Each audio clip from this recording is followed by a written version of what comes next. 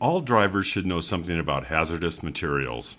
You must be able to recognize hazardous cargo, and you must know whether or not you can haul it without having a hazardous materials endorsement on your CDL license. What are hazardous materials? Hazardous materials are products that pose a risk to health, safety, and property during transportation. Why are there rules? You must follow the many rules about transporting hazardous materials. The intent of the rules is to contain the product, communicate the risk, and ensure safe drivers and equipment. To contain the product. Many hazardous products can injure or kill on contact. To protect drivers and others from contact, the rules tell shippers how to package safely. Similar rules tell drivers how to load, transport, and unload bulk tanks. These are containment rules.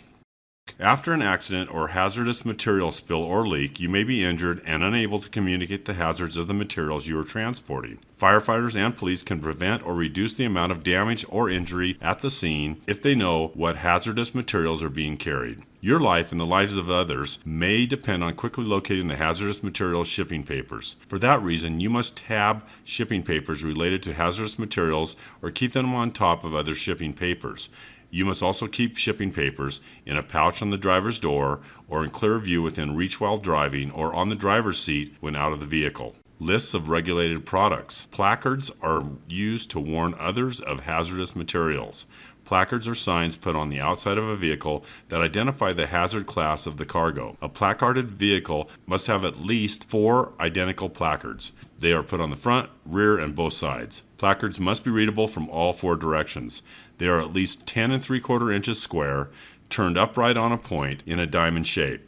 Cargo tanks and other bulk packaging display the identification number of their contents on placards or orange panels. Identification numbers are a 4-digit code used by first responders to identify hazardous materials. An identification number may be used to identify more than one chemical on shipping papers.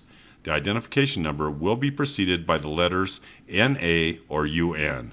The U.S. DOT Emergency Response Guidebook, or ERG, identifies the chemicals all the identification numbers are assigned to. Not all vehicles carrying hazardous materials need to have placards. The rules about placards are given in Section 10 of this manual. You can drive a vehicle that carries hazardous materials if it does not require placards. If it requires placards, you cannot drive it unless your driver's license has a hazardous materials endorsement. See Figure 2.25. The rules require all drivers of placarded vehicles to learn how to safely load and transport hazardous products. They must have a commercial driver's license with a hazardous materials endorsement. To get the required endorsement, you must pass a written test on material found in Section 10 of this manual. A tank endorsement is required for certain vehicles that transport liquids or gases. The liquid or gas does not have to be a hazardous material. A tank endorsement is only required if your vehicle needs a Class A or B CDL and your vehicle has a permanently mounted cargo tank of 119 gallons or more, or if your vehicle is carrying a portable tank with a capacity of 1,000 gallons or more. Drivers who need the hazardous materials endorsement must learn the placard rules. If you do not know if your vehicle needs placards, ask your employer. Never drive a vehicle needing placards unless you have the hazardous materials endorsement. To do so is a crime. When stopped, you will be cited and you will not be allowed to drive your truck further.